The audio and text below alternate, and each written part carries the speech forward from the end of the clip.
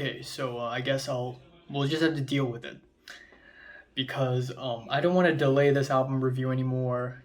I want to do it today. So let's pull the phone a little closer to me and review it in a closer range. But there's going to be some very awesome, festive, prolonged, continuous chatter outside of my room, and it's not my fault. Hey guys, what's up? It's Untitled Detective here, investigating your favorite albums. And today I'm going to be doing my second review, and that would be the new Everything Everything album, Raw Data Feel. So Everything Everything is a British pop rock band.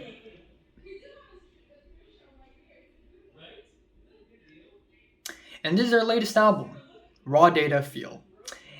And Everything Everything has been under my radar for a while already, ever since they have released Get to Heaven. It's a fantastic, colorful, vibrant pop rock album with a lot of amazing chord progressions, very catchy, very fun, very zany, very wild. I really love it. Now, a couple years ago, they released Reanimator, which sees the band basically going down a more watered down road. I mean, they're so quirky and fun, don't get me wrong, but their music started to feel a little bit more watered down and not really all that great, even though there are still great tracks like Arch Enemy and a little bit before Breadwinner, one of my favorite singles from 2018. Now, with the release of Raw Data Feel, the band has pretty much gone towards a more interesting direction with a concept, and this time the concept is AI, artificial intelligence, and this is why a lot of the pop rock on this album are more electronic flavored, and even the lyrics on this album, some of them are AI generated, which is really interesting.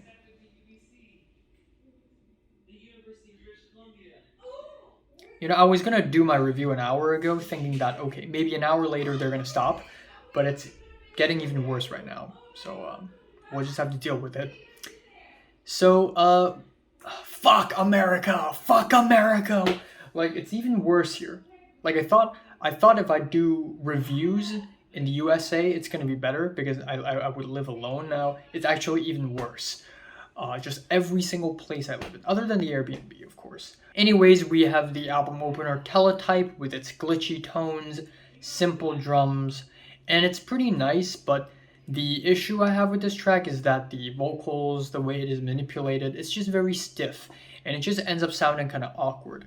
And the next few tracks are also pretty mediocre, unfortunately. We have I Want a Love Like This, which is basically Everything's attempt at electronic dance pop, and it just ends up sounding kind of bland.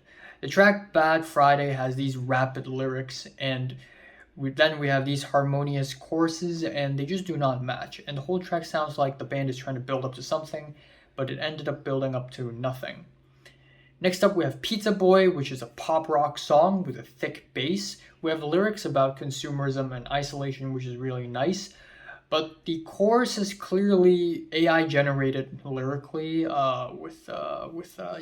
I'm afraid that you're a pizza boy. Also, my hair is a mess. I don't know why, but my hair is a pyramid. It's an America thing. It only started happening after I came to America. It's an America thing. My pyramid hair. It's an America thing. Why, America? What did I do to deserve pyramid hair? But I guess I have to live with it now. But but yeah, the first four tracks aren't really all that great or anything. Now, the album gets way better. For the rest of the album, we have Jennifer, which is a groovy new wave track with a very nice chorus, and lyrically, it is about Jennifer realizing that her life is a nightmare. And I really like the contrast between the instrumentals and the lyrics, one being very nice and blissful and colorful, and the other being kind of dreadful. And multiple characters reoccur throughout this album, which is real nice. We have the character of Jennifer, we have Raymond, we also have Kevin a little bit later in the album. Now, next up we have, in my opinion, my favorite track of the entire album, Metroland is Burning, with the beautiful nostalgic chord progressions and abstract lyrics about longing, survival, and mutation. It's easily highlight of the album for me. Then we have Leviathan, which is a chilled art rock track with Tom York-esque vocals. I like how spacey it is, even though at first glance it isn't like a huge important track or anything, but there's something kind of spacey and alien about it that just makes it kind of enjoyable. Then that is followed with Shark Week with its huge synth hits, a nice sequence beat, and overall it's a really sharply written track with a solid chorus and verses. That is followed with Cut Up, which is a very catchy jam with some eccentric and fragmented beats. The vocal performances on this track are also quirkier, which is really nice. And we also have the track Hex, which is a pretty straightforward synth-heavy guitar pop tune with some delayed effects, even though I think this track is a little bit stiff and not really one of the better tracks on the album.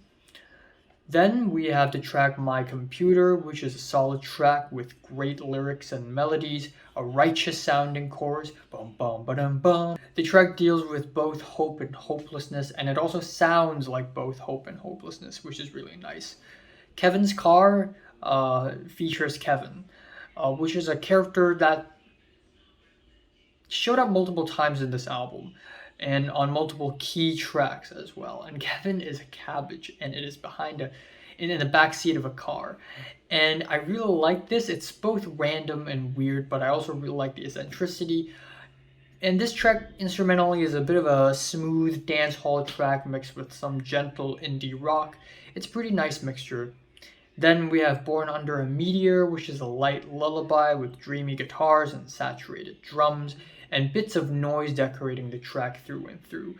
And I like this new direction that the band is going in the last leg of this album. It's so much more, I guess, poppy, but also in a way it's so much more smooth and gentle. Finally, the album ends off with Software Great Man, which pretty much concludes the sense of dread and hopelessness that the band has built in the rest of the album with the post-rock guitars, electronic beats, and chopped up vocals. However, I think structure-wise, the album ending is not that great. But overall, it is a really solid album. And I think at first I wasn't huge about this album, but a little bit later, a lot of the tracks really grew on me, like significantly. So, 7 out of 10.